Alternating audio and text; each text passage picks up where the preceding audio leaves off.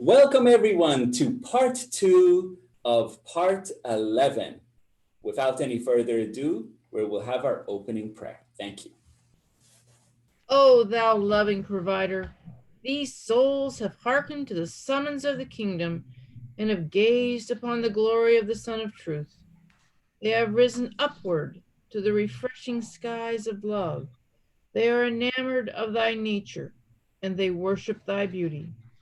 Unto thee have they turned themselves, speaking together of thee, seeking out thy dwelling, and thirsting for the water brooks of thy heavenly realm. Thou art the giver, the bestower, the ever-loving. Abdul-Baha.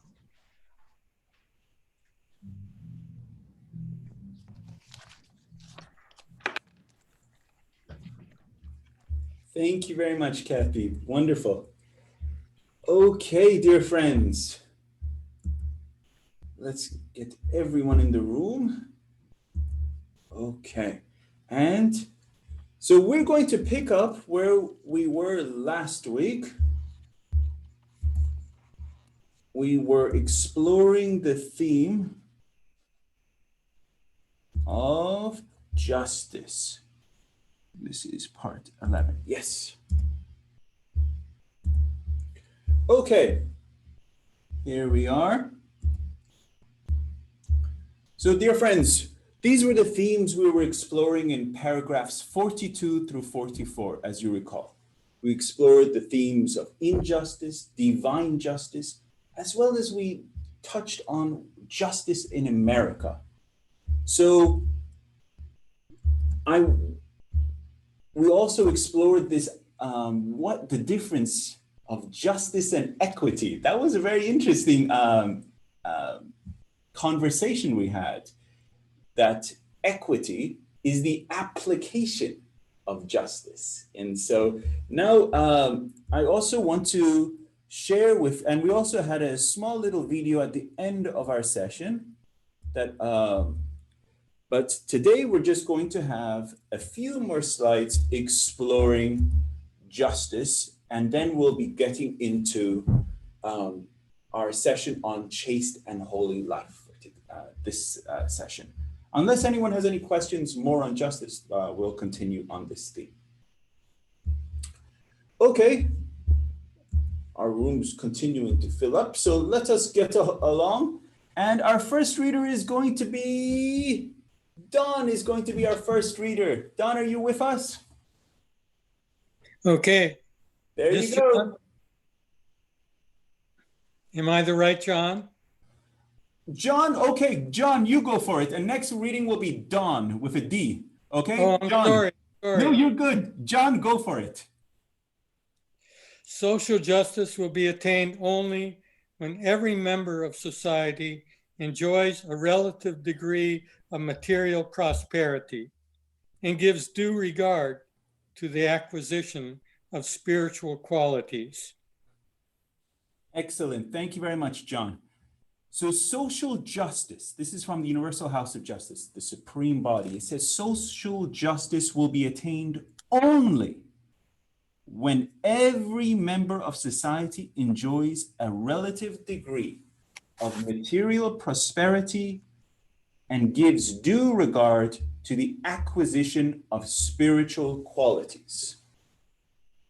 So this is our goal. This is our goal as Baha'is, that we have to work towards to bring about social justice. And first and foremost, we have to understand what justice is, and then we have to practice it within our own lives, our own families, in our own Baha'i communities. So this is how we can create an effect on society, understanding what this principle is of justice. So moving on. Now, let us go to Don with a D. There we go.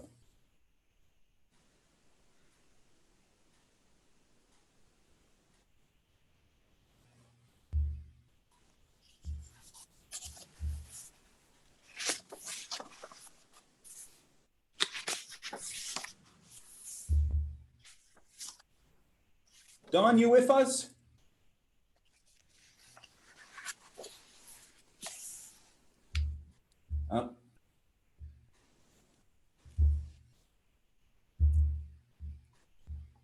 The Oh. chief instrument.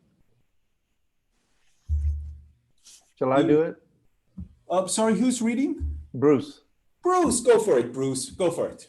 The chief instrument for the transformation of society and the achievement of world unity, Baha'u'llah asserts, is the establishment of justice in the affairs of humankind. The light of men is justice. Quench it not with the contrary winds of oppression and tyranny. The purpose of justice is the appearance of unity among men. The ocean of divine wisdom surgeth within the exalted word, while the books of the world cannot contain it, its inner significance. Very well read, Bruce. Thank you so much. So I found this quote, these extracts, very clear in now stating what justice's relation is to unity, the purpose of this dispensation, bringing about the oneness of humanity. So justice is the chief instrument for this transformation of society. It is the instrument to bring about the oneness of humanity, the world's unity that Baha'u'llah talks about. So this is what the purpose of justice is. It is the tool that Baha'u'llah has brought to us. It is this divine standard that the world needs to be set upon. Okay, any questions on this? I think it's very clear. And next, this is a short video. So this is one last video.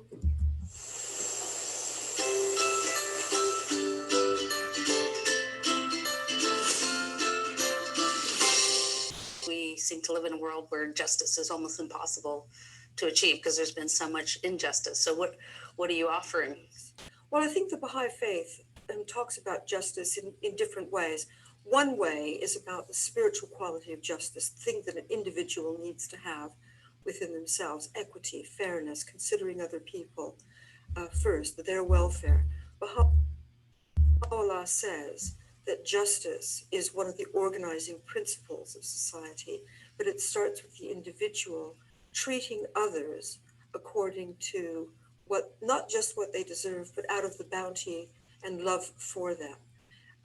It's a quality for Baha'is that actually creates an environment of peace, peacefulness, and tranquility. On the other hand, it's a social, as I say, it's a way of organizing society. So it's also a way in which institutions can be built. We live, as you say, right now in a world in which justice is not very apparent. In fact, where we have mercy, where we need justice, and we fail to have just institutions that will actually deal with people according to what is right for them. Justice isn't just about putting people in jail, which I do as a magistrate back in the UK. It's also about the way in which you create institutions that are for people, that will help people, that will enable them to progress and to become really sustainable on the one hand and prosperous on the other. And so when you've presented this talk, what's been some of the responses to it? Well, I think people have generally liked it. I think that they've seen that the Baha'i perspective on justice is a little bit different from the perspective that they're used to. We tend to think of justice as something to do with criminal justice, whereas Baha'u'llah says that's one aspect. But he's really looking at justice as the best beloved of all things in his sight, something that is the organizing principle of society and also a personal quality, the way that we treat each other.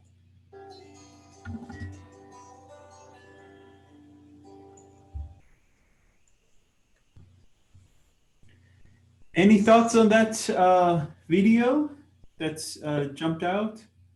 Bruce, go for it. I'd like to ask you to enlighten us a little on the distinction she just made there about justice versus criminal justice. Excellent question, Bruce. I'm not the best authority on any of these extracts talking about these themes, honestly. But justice is, as Dr. Wendy Momen mentioned, criminal justice is just one facet or one element of the theme of justice. It is every one of these themes. And as we saw, there were 7 qualities that were the attributes of rectitude of conduct. And justice is just one of them. And this criminal justice system that we think is criminal justice, putting people in prisons and everything, our idea of justice is not that, of what we look in society.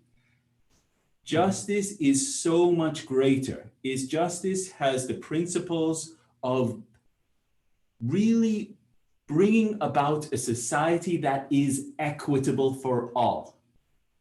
Equitable for all. Everyone having opportunities for all, education for all, healthcare for all, anything that would bring about this ever advancing society for all. This is what justice is. It is bringing everyone to have that opportunity for the greatest prosperity for all. And it is not just a system of putting people in prisons and calling that criminal justice, and we're serving justice. That is not. Justice is to give people the opportunity for rehabilitation. That would be justice, so that they also have the same opportunities for restorative, bringing back and having the same opportunities. Because obviously people that are going into prisons may not have had the same opportunities before. So that's why they're going into those prisons and everything. It wasn't equitable before. So to create opportunities so all society advances hand in hand with the no more extremes of wealth and poverty. This is where Baha'u'llah is talking about justice. It's not just in the aspect of criminal justice. This is just my thoughts on your question, dear Bruce.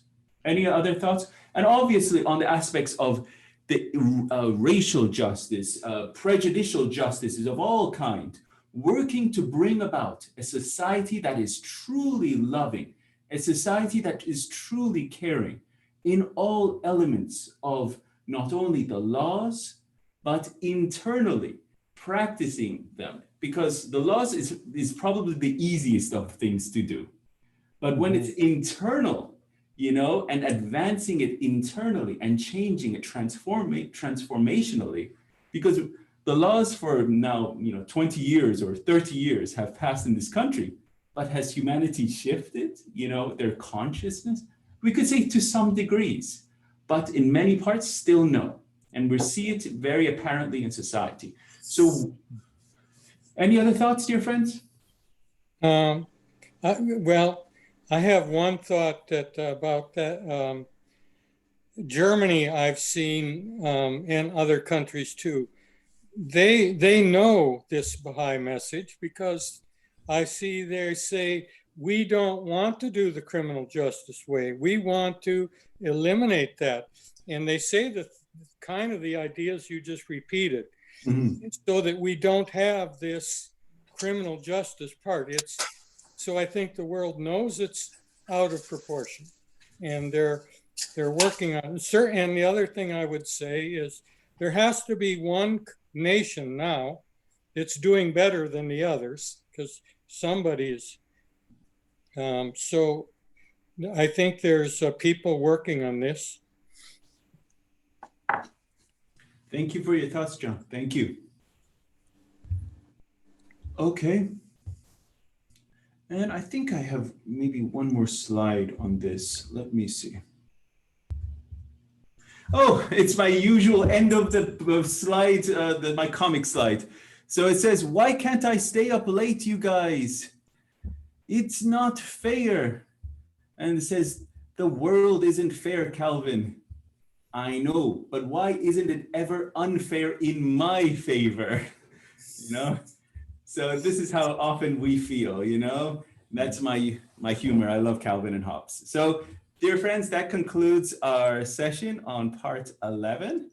So let us, any other thoughts on the theme of justice before we advance on to our part 12? Okay, making good progress. So let us now start into part 12. This is chaste and holy life. Yes, Sanjan. Yes, Dejan. Just one comment before we leave this just subject. Go for it, Dejan. As you quite rightly said, and other friends commented, it's about how we look at ourselves and others and creating a fair society. That's really an humane society. But that can only come into being if we as individuals are prepared to change. And I would like to suggest that that is the greatest challenge. I remember a quote from Tolstoy who says, everybody wants to change the world, but there are not that many people who are prepared to start from themselves. That's right. So the greatest challenge we all have is to change ourselves to what it takes to be fair, meaning being just. And if we can all do that, we will have a fair society. And the degree of justice in our society would entirely depend on the extent to which, as individuals, we have tried to achieve that. And you also brought the subject of criminal justice. It's good to remember that in America, we have more people in prison per capita than any other country in the world.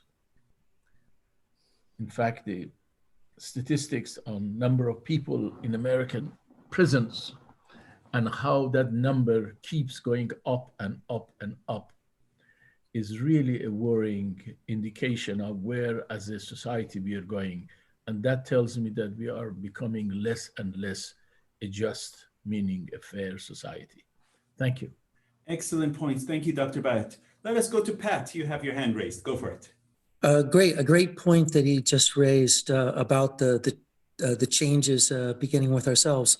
I think we run kind of a risk when we talk about criminal justice and so on. We kind of have to remember that the courts are the administrators of the laws as the state sees them. And while their design often fails because of the tremendous inequities that people find themselves faced with once they enter the legal system, still we always see that thing. And of course it is always very harsh in whichever way it goes, guilty or innocent, right? But the court is a representative of the state, which is a representative of the people. And so the courts are standing in a way, in a very precise way, for us in ensuring that that we are protected from people who break the law.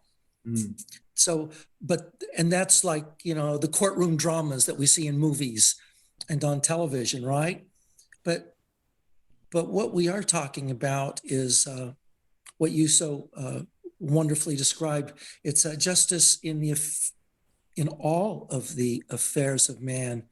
And that's where we get to this business of opportunity and equity, right? That's the hard thing. We all want to change the world, but we don't want to give anything up either. Very well said. Thank you, Pat. Very well said. Okay. Excellent. Please, who said that? Bruce. Bruce, please. You have the floor. I think the basis of how I think a lot of people in America see justice is on a model of scarcity. That if, like he just so eloquently said, if you get something, does that mean I lose something? You know, and I think that model that America has assumed is the wrong model, because if you look at the amount of land space we have in America Yet people live on top of each other in major cities and in poverty in really desperate situations. There's no shortage of land. And so, but maybe that was just an idea. Maybe someone can elaborate on it. Maybe you can, about, because it's always like pull and push. If I get something, you lose something, vice versa. And that's not always the case. It's artificial in a sense. This theme of justice could be explored over and over and over. This is but Dr. Byte has his hand, so let us go to Dr. Byte. Yes, I think what Bruce brought up referred to this competition and scarcity. It's really at the heart of the thinking of our problems. In reality, there is no scarcity. We have more food that we can eat.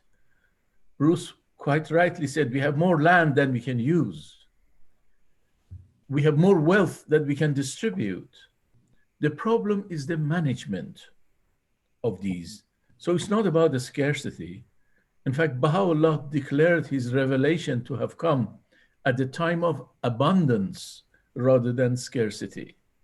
And we can really see it. With technology, we can produce more food. In fact, they're destroying food because the prices drop if they want to distribute it.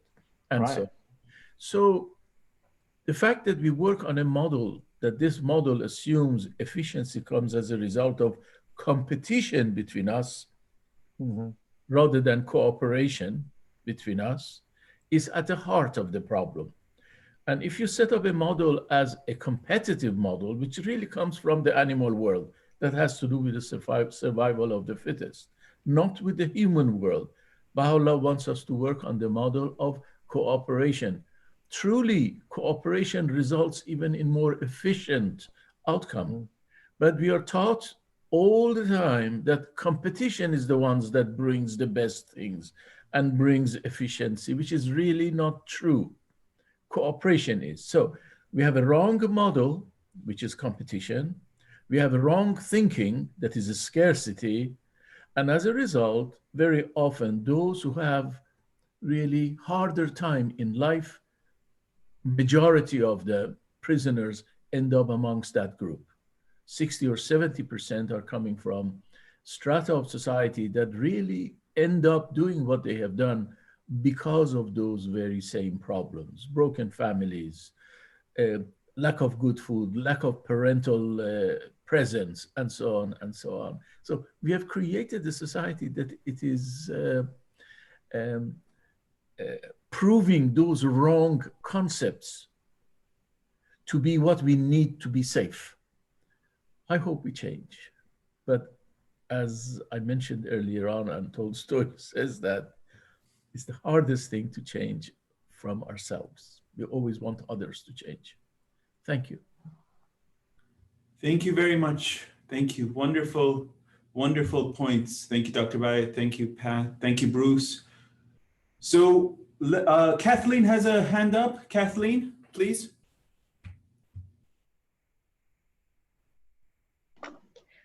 I should be the least to speak because I know the least, but at the same time, in my thinking, it's very important that we understand the prison system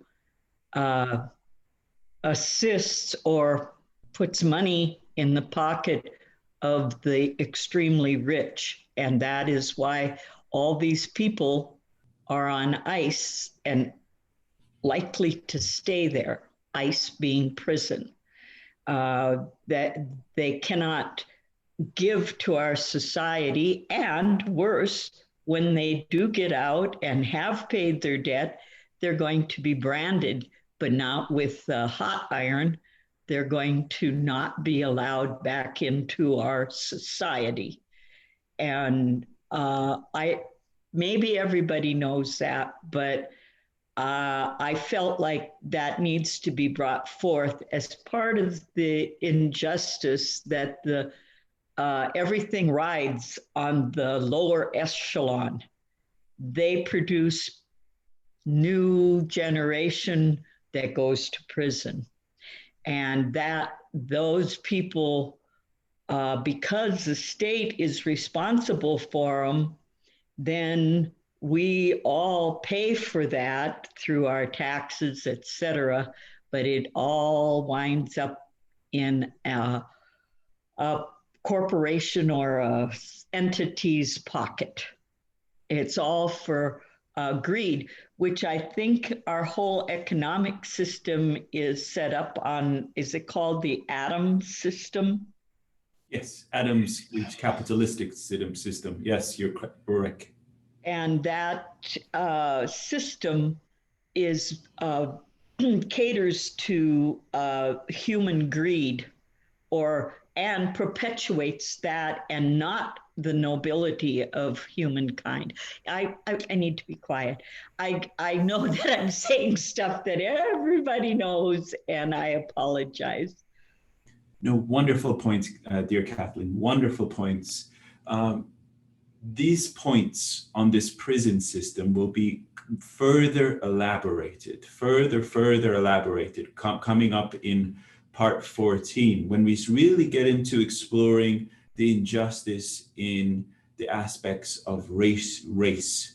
And this is something that after 1865, which was the Emancipation Proclamation, what happened in America?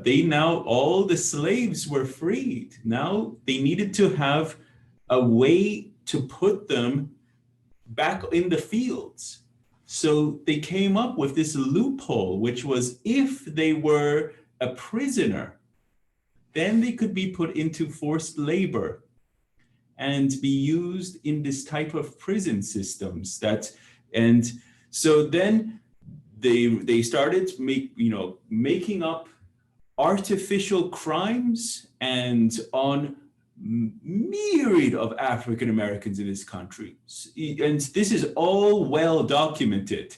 And they even made a PBS documentary on it. And I can share it to the whole class. And this was very well documented of how they systematically contrived African Americans in this country to be put into forced labor, and so they can be part into the prison system. And as you said very correctly, it was this type of injustice, economic injustice, and forced injustice. Bruce, you have a hand, please. Did you have a hand, Bruce? No, you didn't have a hand? Okay. Excellent, dear Bruce. Okay. Without any further ado, if no more hands, we were going to get into part 12 tonight, okay? Really happy to have everyone. We're advancing on. This is great. So let me share my screen. Let me see if I can do that. Hold on. Share screen. This one.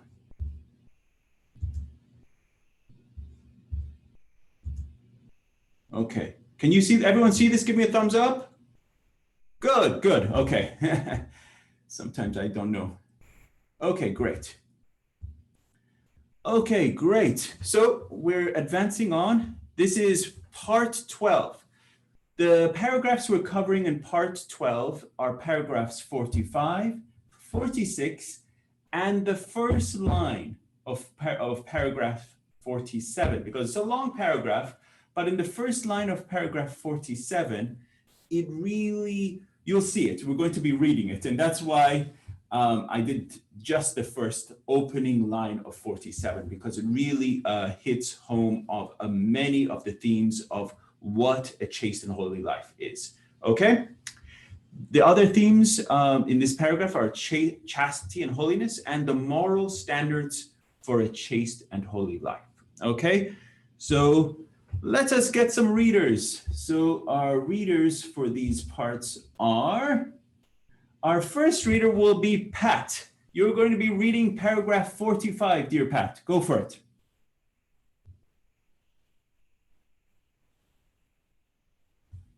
Okay, let me get it turned so that I have it, make it large enough to see.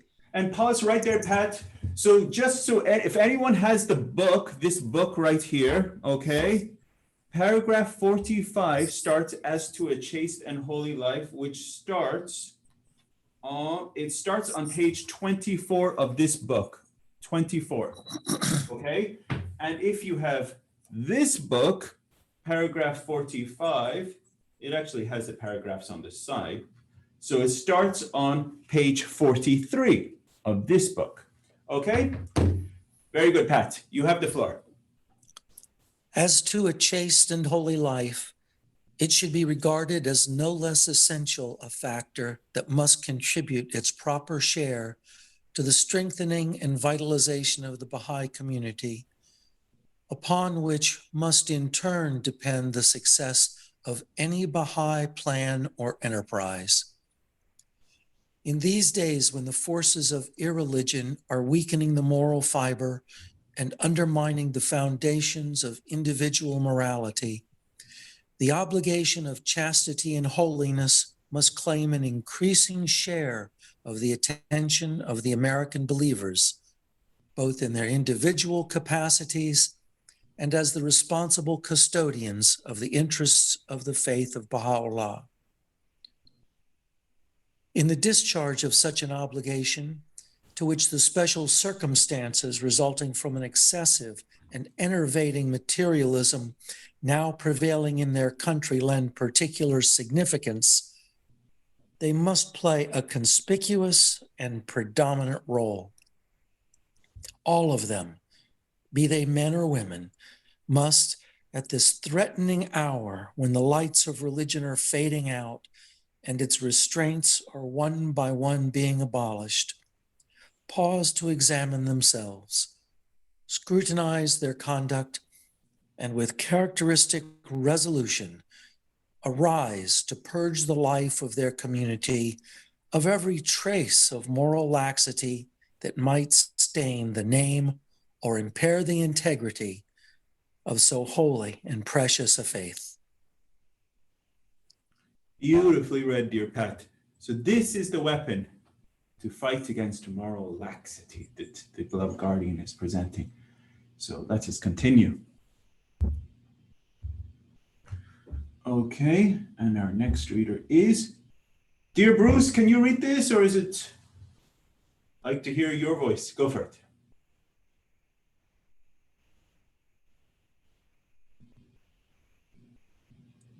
Yes, Go for it. 46. Yes, please. A chaste and holy life is what you have up. Yes, I have that. Yes, Okay. Go for it.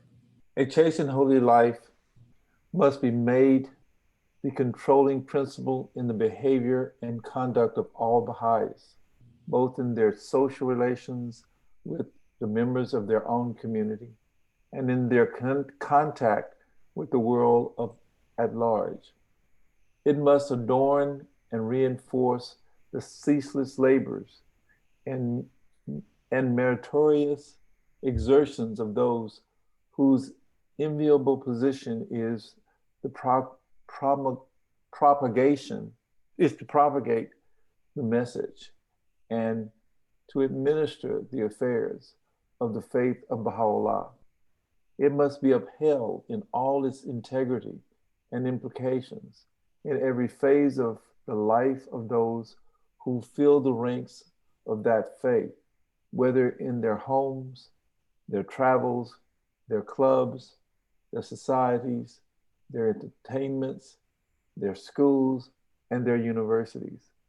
It must be accorded special consideration in the conduct of the social activities of every Baha'i summer school and any other occasion on which Baha'i community life is organized and fostered. It must be closely and continually identified with the mission of the Baha'i youth, both as an element of its life, an element in the life of the Baha'i community, and as a factor in the future progress and orientation of the youth of their own country. Excellent. Very well read, dear Bruce. And there's just one more. And Bruce, finish this opening line up because you're on. Such a chaste and holy life, with its implications of modesty, purity, temperance, decency, and the clean-mindedness, involves no less than the exercise of moderation in all that pertains to dress, language, amusement, and all artistic and literary avocations. Excellent. Thank you, Bruce. So these are the paragraphs 45, 46, and the opening line of paragraph 47 that comprises our part 12 of this course. So one of the things that stands out for me is a chaste and holy life doesn't in any way just apply to the Baha'i youth. In fact, it is here at the opening line, it says it's the controlling principle in the behavior and conduct of all Baha'is, right? Mm-hmm. This is the standard again. And prior, it says the chaste and holy life should be regarded as no less essential a factor that must contribute its proper share to the strengthening and vitalization of the Baha'i community. So it strengthens, it vitalizes the community. And again, upon which must in turn depend the success of any Baha'i plan or enterprise. So these are the prerequisites for successes of all Baha'i plans or activities. So the chastity, the holy life of the Baha'i community is dependent on how chaste and holy life our Baha'is are, if the success of our teaching events. So this is for all the Baha'is. And as was read earlier, it says also at the very last line, I'm just pointing out these key points. Last line, it says of this page, it talks about here, all of them, be they men or women, must at this threatening hour, when the lights of religion are fading out and its restraints are one by one being abolished, pause to examine themselves. Are we doing that? Are we pausing and examining ourselves? Are we scrutinizing our conduct, scrutinize their conduct, and with characteristic resolution, arise to purge the life of their community of every trace of moral laxity that might stain the name or impair the integrity of so holy and precious a faith. This is what the beloved guardian was presenting to the Baha'i community, the American Baha'i community in 1938. He's saying we have to work to arise to purge the life of our community of every trace of moral laxity, because this is an essential factor in strengthening and vitalizing our Baha'i community for the success of every Baha'i plan or enterprise. All right. And then our dear Bruce, he read this in the opening line of paragraphs 47. Why I included this is because these are the qualities and attributes. Just like we had 7 qualities and attributes that comprised rectitude of conduct, these are the 5 qualities that comprise a chaste and holy life. Okay, so dear Bruce read these, and they are modesty, purity, temperance, decency, and clean-mindedness. Okay, 5 qualities that make up a chaste and holy life. Okay, and we're going to be exploring these. What is modesty? What is purity? What is temperance? Okay, so we're going to explore these in this part. Any thoughts, questions? Okay. Yes. Please, Pat, you have the floor. Just one thing, and it just, as I'm going over this, I'm thinking, well, yes, of course we're admonished. We must each of us examine ourselves, but why is it the essential factor, right? Mhm. Well, how many examples are we faced with over the last few years? Institutions that most people thought, they were going to be around. They had, even if they failed a little bit, they still did such good work, Right? right? And so we see the Catholic Church Exactly. unraveling with decades of this deeply, corroding every level of their institutions. We see the Boy Scouts of America with the same problem. They've gone bankrupt.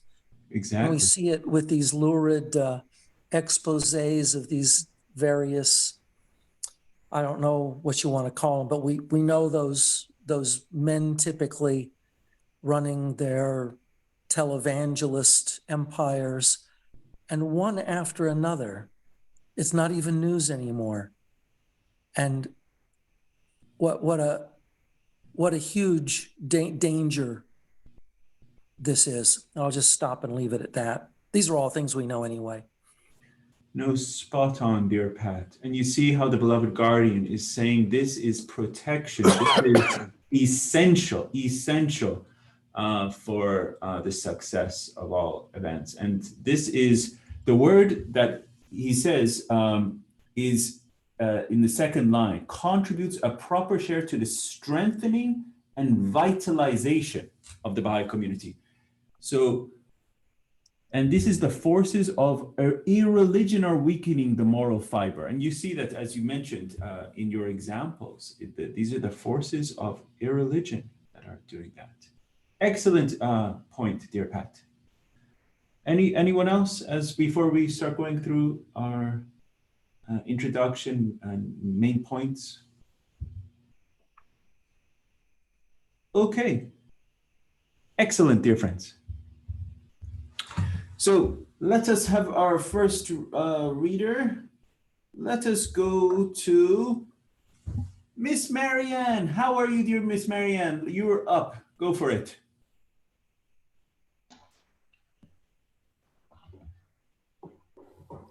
Oh.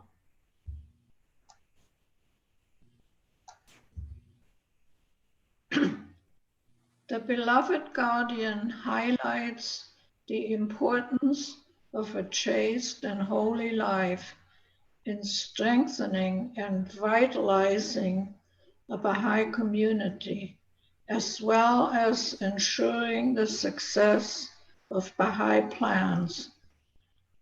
In these paragraphs, Shoghi Effendi emphasizes that moral standards should be the controlling principles in the life of every individual Baha'i, both within and without the Baha'i community. Modesty, purity, temperance, decency, and cleanliness, clean-mindedness are attributes of a chaste and holy life. Thank you, dear Marianne. So, the standard of chaste and holy life should be the controlling principles of every individual Baha'i. And these 5 qualities, modesty, purity, temperance, decency, and clean-mindedness, are the attributes of a chaste and holy life. So let us continue so we can start finding out what are these qualities of chaste and holy life. Ehsan, Yes, my dear Tesfire, go for it. is it clean-mindedness and purity are the same, or what's the difference? You'll find out. So have a little patience. You'll find out, okay? Okay. Okay. So your question, you will see all the elements, what exactly they are, okay? So these are the major key points that were in these few paragraphs. All members of the Baha'i community must examine their conduct to remove every trace of moral laxity that might stain the name of the faith. This is so important. All members of the Baha'i community must examine their conduct to remove every trace of moral laxity that might stain the name of the faith.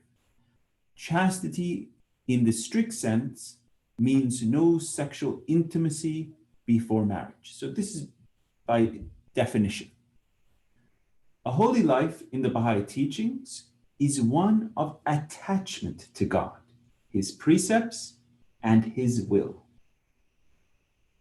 The moral standards of a chaste and holy life in the Baha'i faith is not meant to reject or condemn the sexual impulse, but to control and regulate it.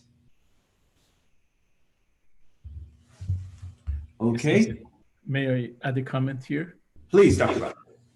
Yes, it's pretty important that the beloved guardian emphasizes two aspects when someone goes wrong in this instance, and that's not only himself or herself or few people around get hurt, but also the good name of the faith will be affected. And that is disastrous. The consequences of that for many people are disastrous. In other words, many people may find that as a reason to object adopting the faith. So it has two aspects of damage that it does. So it's not just the individual himself or herself, but the good name of the faith. Thank you. Excellent point, Dr. Bhatt. When we carry the name, I am a Baha'i, it is that you are attempting to live to the standard that Baha'u'llah has prescribed. So every day we should be trying to bring ourselves to account, reflecting on how we are living. Are we working to bring ourselves to more in line with that standard and those qualities that we talked about in our last part of truthfulness, justice, equity, the character that was mentioned, having trustworthiness. Are we bringing ourselves to have these qualities of chastity that we're going to be exploring? So this is this transformation of character, the inner life that we're working on. So this is the how we per se become this new race of men that the beloved guardian talks about. Transformation. Okay. Okay, before you go, so may I ask some questions on these points? Please testify, go for it. Yeah, the number one, it says all members of the Baha'i community must examine their conduct and remove every trace of moral laxity that might stain in the name of the faith. And then the third one is a holy life in the Baha'i teachings. One of the attachment to God, His perfect and His will. Mm-hmm. So now my question is, one of the Baha'i principles says independent investigation of truth. That's correct. And then by being Baha'i, we are going to teach the faith. That's our duty. And then in the other writings, it says deepening. So what is the relationship between deepening, teaching, and the independent investigation of truth? What's the distinction and the relationship? Would you mind if you want to give some insights on this? Okay, excellent. Okay, so the relationship from independent investigation of truth to deepening and teaching, is that your question? The relationship between all three? Three of them. Yeah. Okay, I'll just answer, and if anyone wants to jump in, feel free, of course. So independent investigation of truth is a fundamental principle of the faith, that every single one of us has a duty to seek out independent His Lord, the faith and the teachings for this day and age. So, and through that search, that independent search, as we don't have any clergy, to dictate to us, we search and we go to the prescribed readings and writings that have been coming from these divine teachers, the manifestations of God. So we go and we read the writings and we learn and we study. And through this study, through this deepening, so you see the relation now. So we're now independently searching, then we're also deepening ourselves. So through this process of deepening ourselves, learning, we're soaking in that the writings within our heart. It creates a love relationship. It's that the seed of faith is born within us. And through this relationship, a love relationship is created. And when you are truly in love with that, your Lord, you cannot but help promulgate your Lord. So you will want to tell everyone about your Lord. And so through this love relationship, the next product of this love relationship is the child of this relationship, which is to teach. You see? So you have this relationship with your Lord, and the next product is you want to teach. You want to tell everyone about this love that you have towards your Lord. So first you go through this journey, then through this journey, you're educating, you're learning, you're increasing your mind, the relationship of your heart. And then the culmination of this journey is to promulgate his name. Do you follow? And anyone would like to add or supplement? Well, I would add that it's not so independent.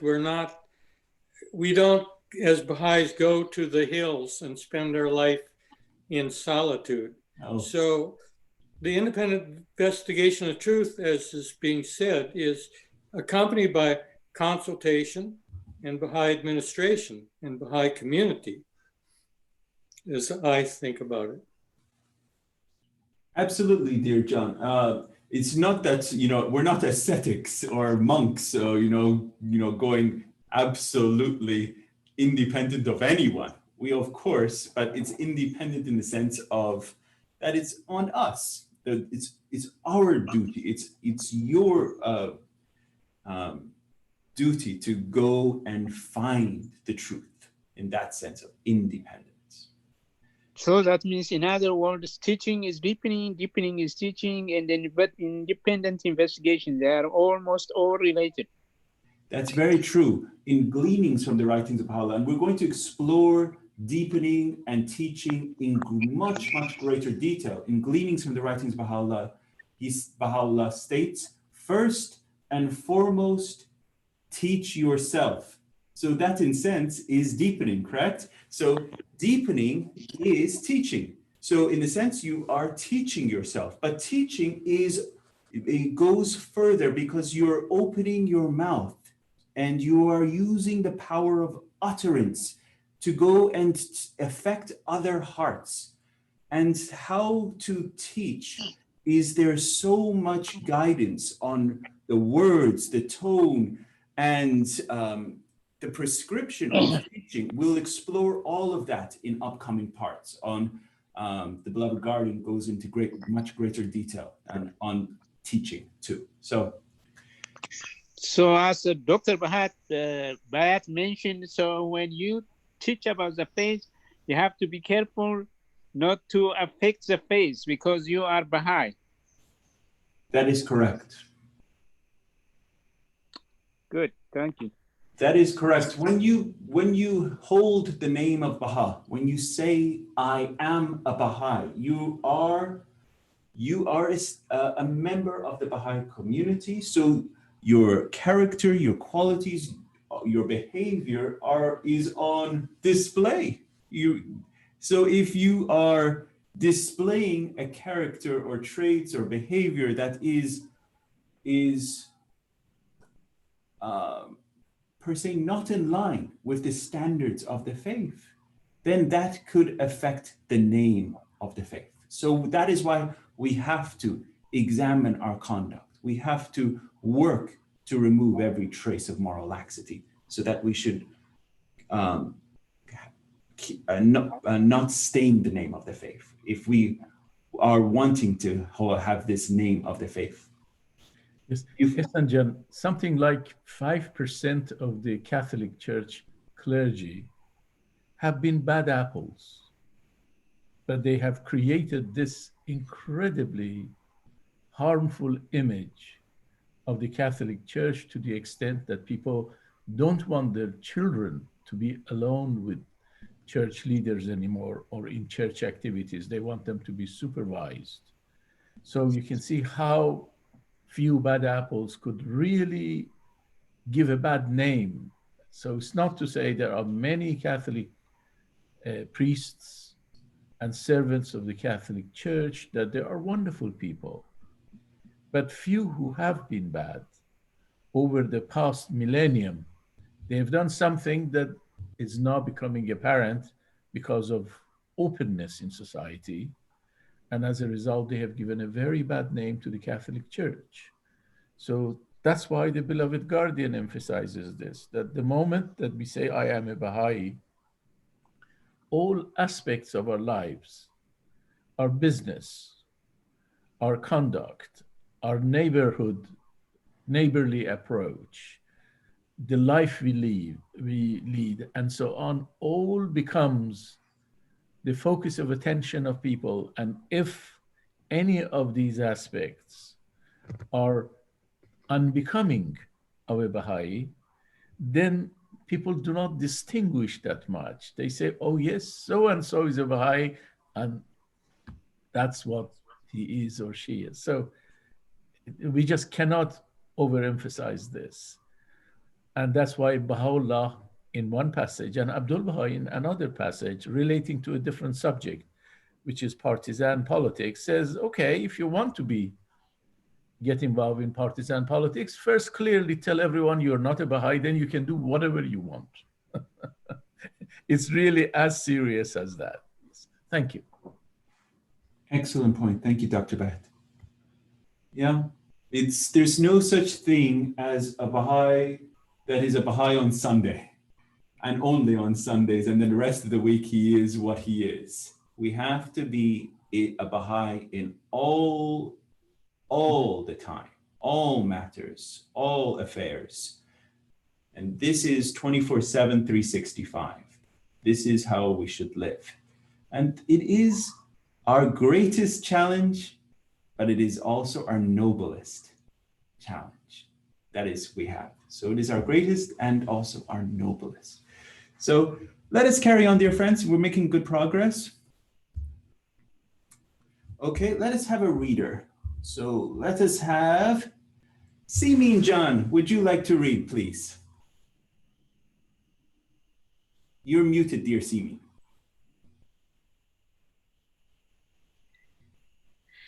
The moral standards defined in the Baha'i teachings should be the controlling principles in the life of every individual Baha'i. Modesty is reflected by a mode of dress and behavior that do not arouse others sexually.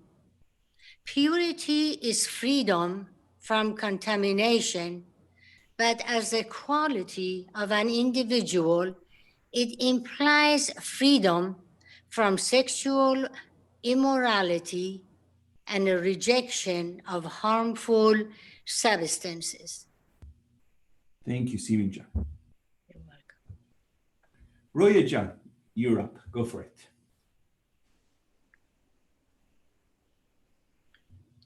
Temperance is a voluntary self-restraint in controlling an excess of emotions and impulses, anger, vanity, and sexual desire, originating from one's character.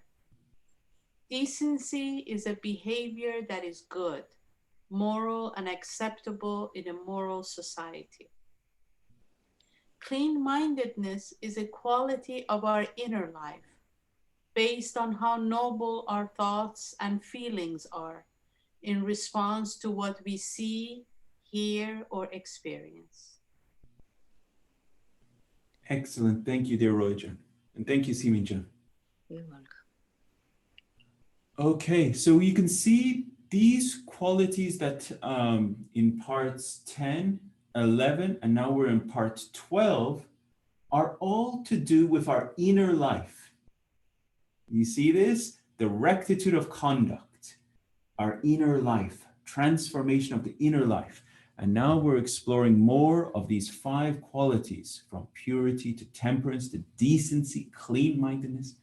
So here the beloved guardian is now, he's saying, he is defining what a Baha'i is here. He is saying, this is what my new race of men should be, and what we should strive every day to work on, to become closer to the example of His Holiness Abdul Baha. So this is the qualities and attributes. Okay, so let us now get into paragraph 45. So let us have Mr. Keith. Let us hear Keith, all the way in Alaska. Let's hear from him. Go for it. In paragraph 45, the beloved guardian highlights the importance of a chaste and holy life in strengthening and vitalizing the Baha'i community, and thus leading to the success of activities undertaken for the faith. Shoghi Effendi stresses that the community should be essentially conscious of the need for chastity in light of the weakening of moral standards by the forces of irreligion. All members of the community, regardless of gender, must take time to evaluate their conduct and strive to remove any hint of sexual immorality that might sully the name of the faith. Excellent. Thank you, dear Keith. So we must take time to evaluate our conduct, right? And we all know that hidden word, that we should bring ourselves to account each day, ere thou art summoned to a reckoning, right? So this is from the words of Baha'u'llah. We should bring ourselves to account each day. And every day we should be reflecting on these 5 qualities. Am I practicing purity? Am I practicing temperance? Am I practicing the 7 qualities of the rectitude of conduct? In my aspect, was I truthful today? Am I practicing equity in my business? Am I being just in my thoughts? Am I being fair? So these are qualities that we should be bringing ourselves to account each day. Okay, and we have dear James with his hand up. Let's go to James. Hi, so this is the second time that we've seen something about that might sully the name of the faith. But is that really a condition? If we're doing something in private that's sexually immoral, is that acceptable if it can't sully the name of the faith? Because my understanding is that it isn't. So if you are doing something in private, okay, that is immoral, right? Will that sully the name of the faith? Is that your question, dear James? Well, my question is, if it definitely can't sully the name of the faith, is it more acceptable? Is it more acceptable? Okay. I say may I try, Sanjay? I see. It's a good question, dear James. So I'm going to I'm not going to answer dad. your question, but I'm going to question the assumption that there could be anything private nowadays. Okay? There is nothing private anymore. We had a colleague at work, and for doing bad quality work, technical bad quality work, we had to let him go. And of course, the computer belonged to the office. And what we saw on that computer was incredible. Now, we weren't investigating that person, But I'm pretty sure many people were aware of what this guy had on his computer without even being there. So everything nowadays is open. We are entering more and more into an open society.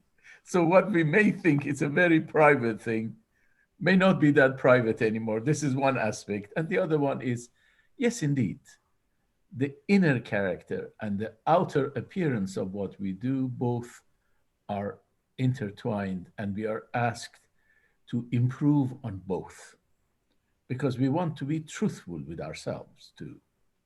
So if we do things in private that we think public should not do, should not know about it, that's not being very truthful to ourselves. And somehow that adversely affects our own psyche. Thank you. Great points, Dr. Bai. Thank you so much. Yeah. I will just accept what Dr. Bai said and move on because he was spot on. Any other thoughts? Okay. On to our next slide.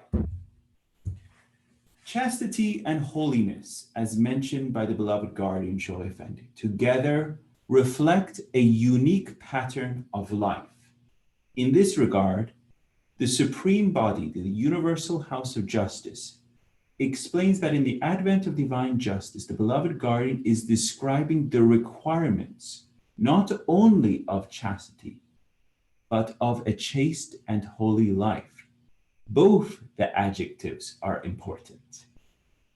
So that was that's from the Supreme Body in from 1979. It says both adjectives, chaste and holy life, are important. So it's not just chastity. So we're going to explore what each one of these involve. Okay. So as to chastity, we're going to break it down, find out what is chastity. The root of the words chaste and chastity comes from the Latin adjective castus, meaning pure, holy, pious, and godly. The word chaste was introduced into the English language in about the 13th century. Initially as an adjective, it conveyed the concept of virtue or purity from unlawful sexual intercourse, though the meaning changed over time. In the 14th century, chaste meant a virgin person, and by the 15th century, it implied the sense of sexually pure.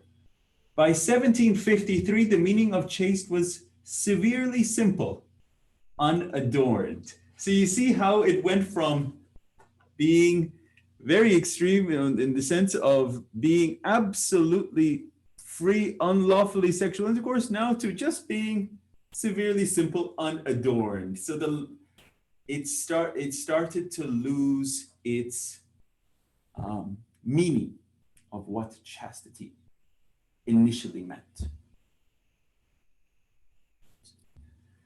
In traditional religions, the concept of chastity implies that sexual relationships are acceptable when performed within the framework of marriage between wife and husband. All sexual acts outside marriage are explicitly condemned. In Catholicism, chastity is considered the opposite of lust, which is classified as one of the 7 deadly sins: pride, greed, lust, envy, gluttony, wrath, and sloth. In marriage, wife and husband are expected to commit to a lifelong relationship with fidelity, excluding sexual intimacy with other people. So this is from Thomas Aquinas when he defined the 7 deadly sins, as you all know. Any thoughts? Okay, so is it because of the humanity's developers? That's why the meaning of the chastity is changing so often like that? One more time, dear Tesfaye, humanity is... How is this meaning of chastity is changing from time to time like that? Is it progressive, or what's going on the world to change like that? It is irreligion. People are loosening the standard of what has been prescribed. So when the divine prescription comes, it comes like pure, clean water. And over time, people start adding their own things. And over time, it eventually, they say, no, that's not what it was meant by this. No, purity doesn't mean exactly that. It's, purity does. So over time, the prescription starts to change. And eventually, purity just means, hey, be good with this person or that person. So the standard has constantly fallen of where it was in that from the 13th century. But it is the decline of religion. It is irreligion in that sense. Any other thoughts? Okay. Moving along. In Islam, chastity is binding on both men and women, and both genders are subject to legal punishment if they break the law, if they break this law. However, in many Muslim countries, the standard applied to the unchaste behavior of men is more lenient than that applied to women. And that's an injustice, as you all know. In some communities, there is an implicit acceptance or disregard of adultery and promiscuity by men. And so, and I just wanted to highlight it from the different faiths. So it says, "O Allah," this is from, in Islam, it says, "O Allah, I beg of thee the right guidance, safeguard against evils, chastity and freedom from want." And again below, "O Allah, I ask you for guidance, piety, chastity, and self-sufficiency." So this is, and in response to an individual, this is from the Beloved Guardian. The Beloved Guardian states, "Chastity in the strict sense means not to have sexual intercourse or sexual intimacies before marriage." So this is, in the strict sense, what chastity means. He then explains, in the general sense, it means not to be licentious. This does not mean we Baha'is believe sexual relations to be impure or wrong. On the contrary, they are natural and should be considered one of God's many blessings. So my dear Dawn, I saved this word for you, licentious. Okay, could you look that up for us, or so we could all be informed of what this means? Because it says, in the general sense, it means not to be licentious. So what does that mean in that relationship? Okay. So this is the standard of what chastity means in the strict sense, not to have sexual intercourse or sexual intimacies before marriage. Okay? Any thoughts? Very clear, it's very clear. Ehsan John. Yes, Dr. Bhatt. Throughout the ages, things, of course, have changed very much. The standard of chastity, of course, in Christianity was very clear, but practically from the Middle Ages, coming towards this century, there was an age that for men having mistresses, it was pretty common, those who could afford it. In fact, many kings and princes of Europeans, we know that they all had many mistresses. So it was acceptable, and this, whether you were in France or whether in Italy or England, it doesn't matter. They all had it. And it was accepted of the rich, but not so much of the poor. Nobody cared about the poor. In the Islamic world, the problem was of a different nature because polygamy was allowed. Of course, under certain rules which nobody followed. polygamy became common, so men could have 4 wives. And because divorcing of wives was such an easy thing to do, even if they stayed within 4, they could constantly swap them. That was another way of doing it. And in the Shia Islam, it became even worse, because in addition to 4 actual wives, legal wives, they could have concubines of unlimited numbers. And therefore, somehow the standard of morality for men was regarded to be a lot less than that for women. Okay. Now, we hope that this is something that the faith is reversing it. Certainly within the Baha'i community, I hope we will become more and more observant of these things to bring about a change, because the world certainly needs a change. Thank you. Excellent points. Thank you, Dr. Wright. And it's also interesting that Tahireh, she is the pure one, you know, and that is her standard, and how she was so distinct from all the ladies around her at that point in time. And we could read in the opening of the Dawnbreakers, in the introduction, of how Persia had stooped so low and debased itself to such a standard, and how these letters of the living that arose are on a completely different level and arose. So moving along, dear friends, and our dear friend Don looked up the word licentious. And Don, could you read it with your voice for us?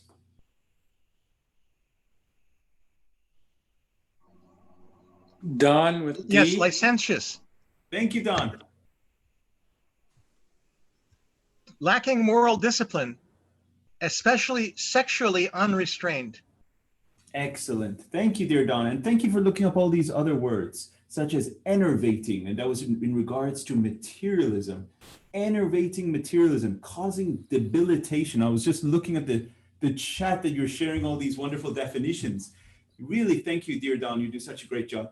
But these are enervating materialism. This is one of the words, the beloved guardian, causing debilitation. This is what is happening with this materialism that is going on and this is why the prescription of a holy life is the counterpart to try to, you know, fight against this moral laxity that is going on in society.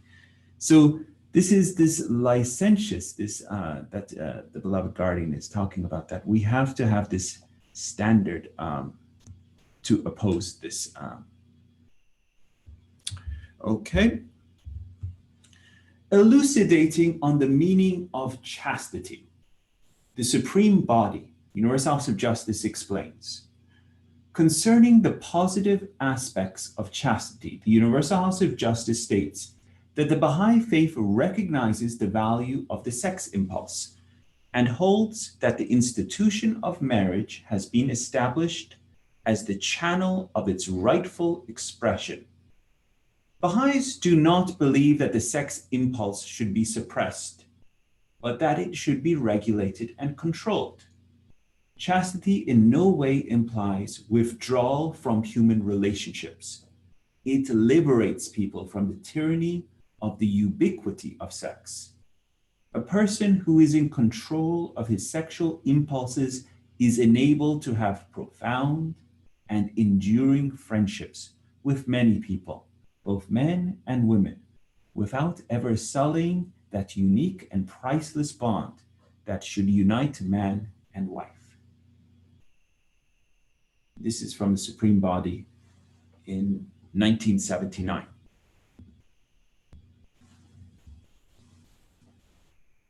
So this relationship, this standard of chastity, is in no way limiting us.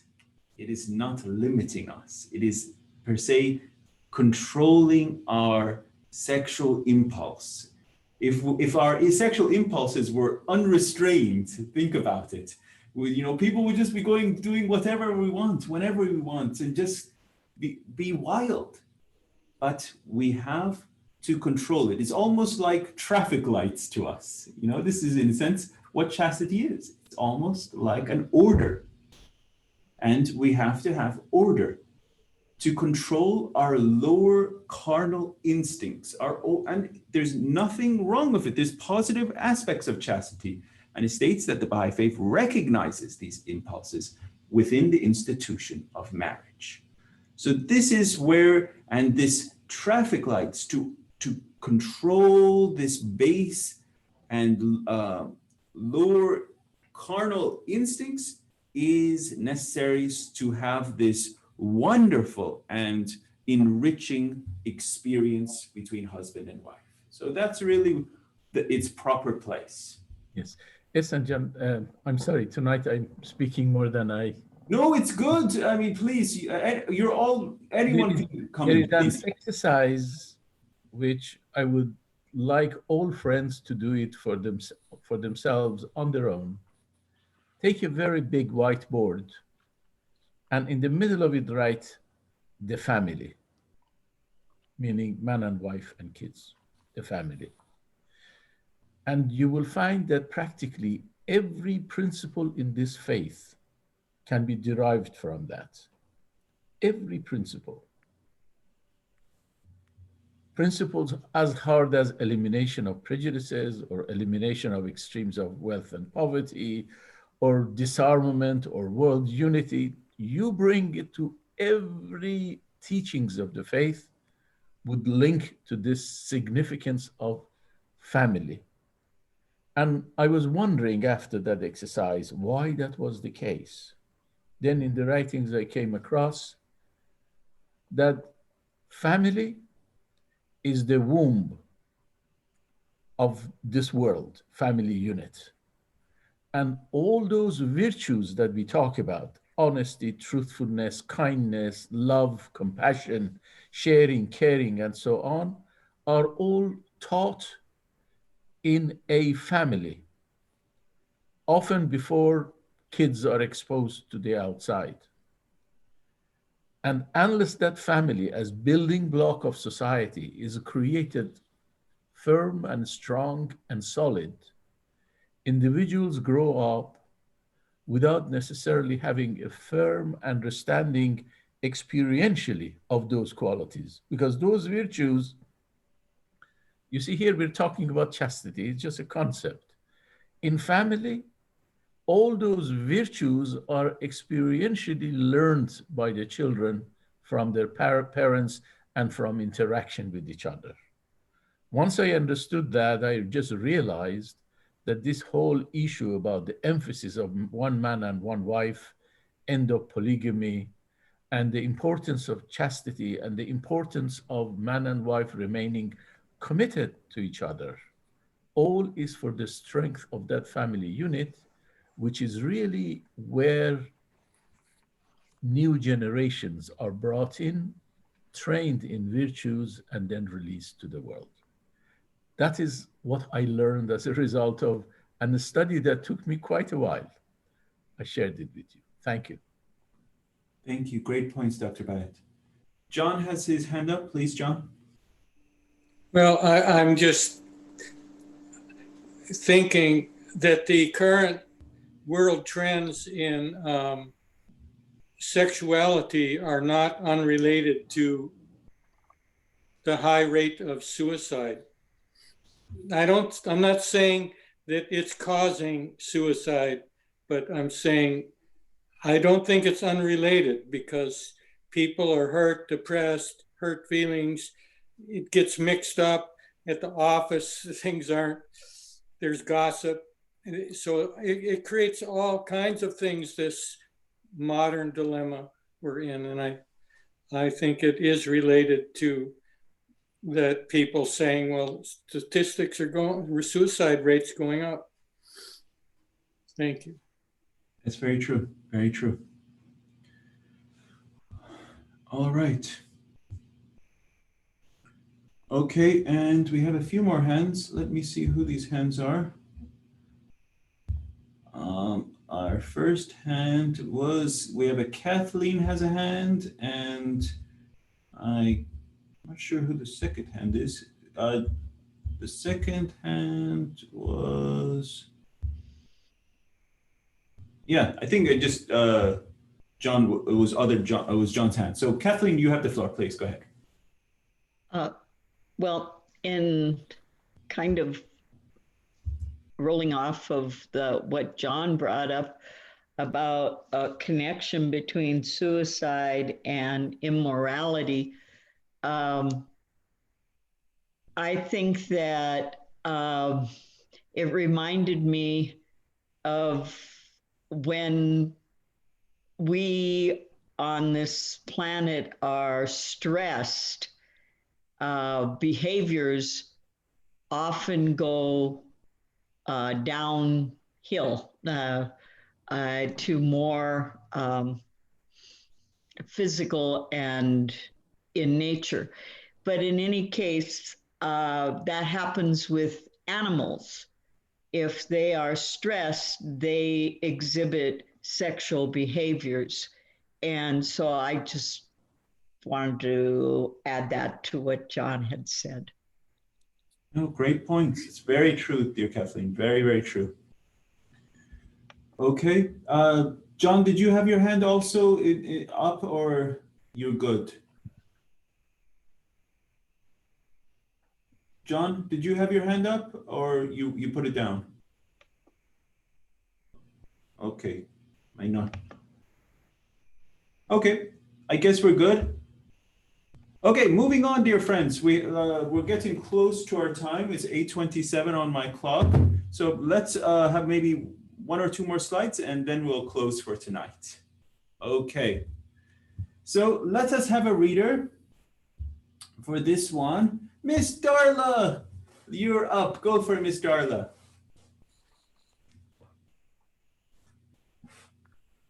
The Baha'i standard of chastity, the chosen ones of God, should not look at the depraved condition of the society in which they live, nor at the evidences of moral degradation and frivolous conduct which the people around them display. They should not content themselves merely with relative distinction and excellence. Rather, they should fix their gaze upon nobler heights by setting the counsels and exhortations of the pen of glory as their supreme goal. Then it will be readily realized how numerous are the stages that still remain to be traversed and how far off the desired goal lies, a goal which none other than exemplifying heavenly morals and virtues. Shoghi Effendi. Beautifully read. Thank you, Ms. Darla. So, we should not be looking at the depraved condition of the society in which we live as the standard. And we shouldn't be looking at the moral degradation and frivolous conduct which the people around display as the standard. But what should we be looking as the standard? We should be fixing our gaze upon nobler heights by setting the counsels and exhortations of the pen of glory. And who's this pen of glory? Baha'u'llah, right? As our supreme goal. Then it will be readily realized how numerous are the stages that still remain to be traversed, and how far off the desired goal lies. A goal which is none other than exemplifying what? Heavenly morals and virtues. So this is the standard, dear friends. We should not be looking at the substandard, really substandard. It's not even a standard, it's a substandard of irreligious degradation of society, and we should not be looking at that. We should be looking at the divine prescriptions set out by Baha'u'llah for this day and age. And we should be working to bring that into our life. And as mentioned, it should be every day bringing ourselves to account. Okay, let us do one more slide. I think we're just getting to that point. One more slide and then we'll close for tonight, okay? I love this quote, so we'll end with this one. Okay, My dearest friend, Miss Deborah Burden, this is for you tonight. Go for it. Let your eye be chaste, your hand faithful, your tongue truthful, and your heart enlightened. Baha'u'llah. So these three things, let your eye be chaste, your hand faithful, your tongue truthful, and your heart enlightened. It's 4 things. Eye chaste, hand faithful, tongue truthful, heart enlightened. This is your goal for this whole week. Think about this, meditate on this, okay? That is your homework, okay? So dear friends, we'll close it there. Hope you enjoyed this session, and we'll pick up next week, carrying along on this pathway on chaste and holy life. And thank you very much, dear friends. If there's any questions, let us have any questions. Dear Bruce, do you have a question? No, I just want to ask Keith the question before he leaves the meeting. Okay. I can wait till after everyone leaves. I'd just like to ask Keith the question. Of course, of course. Any questions on the session today? No? And Don has his hand up. Please, Don, where are you, Don? Let me see you. John. Oh, John, you're John. I get you guys confused sometimes, John and Don. So, John, you have your hand. Please go for it.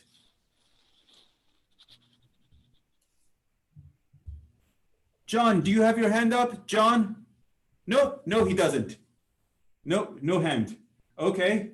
Anyone else? I think we're good. Really, what a wonderful class. I really, no words of mine can show my appreciation to each one of you. So fun. And it's not an easy topic to talk about, some of these subjects, sexual immorality and all of it. It's going to get a little more, tough.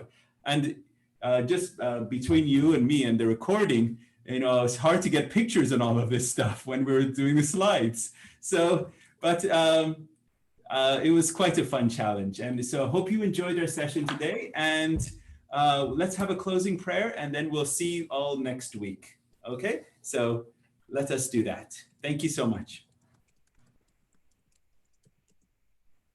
Closing prayer.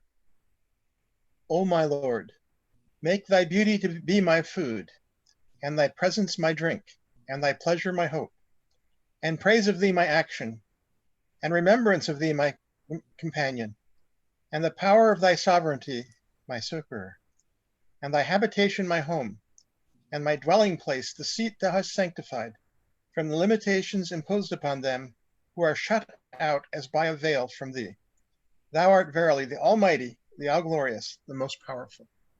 Baha'u'llah. Thank you very much, Don. So happy to see each one of you, and wishing you guys the best weekend, and look forward to seeing you guys next Wednesday. And I'll be sending out the recording tomorrow and any ancillary readings for you guys to keep up. Okay? Have a great night. Good night. All right. Thank you. Thank you. Allow Thank you. Keith, hold on for Thank me. you, Hassan. Thank you.